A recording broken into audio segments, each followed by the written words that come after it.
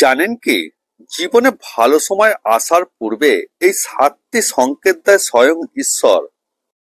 ভগবান শ্রীকৃষ্ণ কলিযুগ নিয়ে ভবিষ্যৎবাণী করতে গিয়ে ভগবানের দেওয়া সংকেতের কথা গীতায় উল্লেখ করে আপনার জীবনে কখন আসবে ভালো সময়। ভগবান শ্রীকৃষ্ণের এই 7টি সংকেতেই মেলে উত্তর।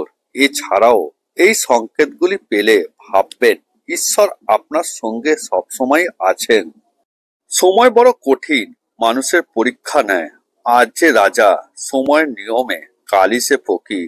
শ্রীকৃষ্ণ তার শ্রীমদ্ ভগবত গীতায় সময় নিয়ে পরামর্শ দিয়েছেন। সেগুলি হলো: 1, শ্রীকৃষ্ণ বলেছেন একমাত্র সময় ঠিক করে দেয় মানুষের জীবনে সুখ আসবে না দুঃখ, জীবন কেমন কাটবে। সেই সংকেত মানুষ তার কার্য থেকেই বুঝতে পারবেন, এমন ইঙ্গিত দিয়েছেন শ্রীকৃষ্ণ। পশু পাখিদের থেকেও সেই সংকেত অনেক সময় পাওয়া যায়, কিন্তু অজ্ঞতার কারণে সেই সংকেতগুলো বোঝা হয়তো সম্ভব হয়নি। 2, শ্রীমদ্ ভগবদ গীতা অনুযায়ী একবার নারদ মুনি ভগবান বিষ্ণুর সঙ্গে দেখা করতে বৈকুণ্ঠ ধামে গিয়েছিলেন। সেখানে গিয়ে নারদ মুনি ভগবান বিষ্ণুকে জিজ্ঞাসা করেছিলেন, মানুষের জীবনে সুখ বা দুঃখের আগমনের ইঙ্গিত কি করে বোঝা যায়।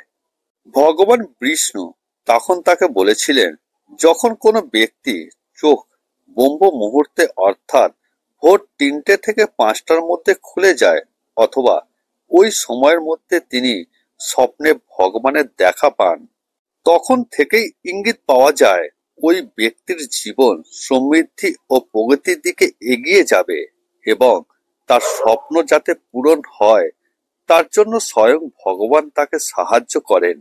3, কোনো ব্যক্তি পূজা করার সময় ফুল দিলে যদি সেই ফুলটি মাটিতে পড়ে যায়, তখন বুঝতে হবে সেই ব্যক্তিকে ঈশ্বর আশীর্বাদ করছেন, এবং এই ইঙ্গিত থেকেও বোঝা যায় যে শুভ সংবাদ আসন্ন। এছাড়াও আরো অনেক সংকেত আছে যেগুলি থেকে ভালো সময় আসার ইঙ্গিত পাওয়া যায়।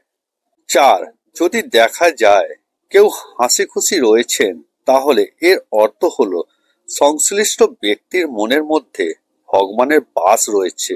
এই সময় সবার মনোবাসনা পূর্ণ হবে। 5, এইরকমও মানা হয় যে যখন ভবিষ্যতের ঘটনাগুলি আগে থেকেই কেউ স্বপ্নে দেখতে পান, তাহলে তার অর্থ হলো ঈশ্বর সংশ্লিষ্ট ব্যক্তিকে সংকেত দিচ্ছেন যে আগামী দিনে তার জীবনে ভালো কিছু ঘটতে চলেছে। 6, ধনসম্পত্তি নিয়ে সমস্যায় ভুগছেন বহুদিন ধরে, কিভাবে এই সম্পর্কিত সমস্যার সমাপ্তি ঘটাবেন বুঝতে পারছেন না, কিভাবে বোঝা সম্ভব তা?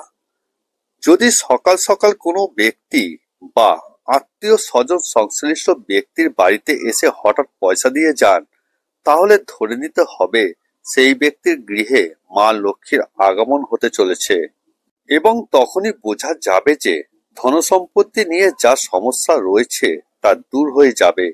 ভগবান শ্রীকৃষ্ণ ধনসম্পত্তি সম্পর্কিত সংকেতের বিষয়ে আরো বলেন, যদি কোনো ব্যক্তির খরচ খুব বেশি হয়, কোনোভাবেই তিনি পয়সা জমিয়ে রাখতে পারছেন না, সেই ব্যক্তি যদি দেখেন হঠাৎ করেই তিনি পয়সা জমাতে শুরু করেছেন, তাহলে বুঝতে হবে সেই ব্যক্তি ভালো সময় আসতে চলেছে। 7, সব শেষে যেটি বলা যায় তা হলো পশু পাখিদের ইঙ্গিত থেকেও ভালো সময়ের সংকেত পাওয়া যেতে পারে।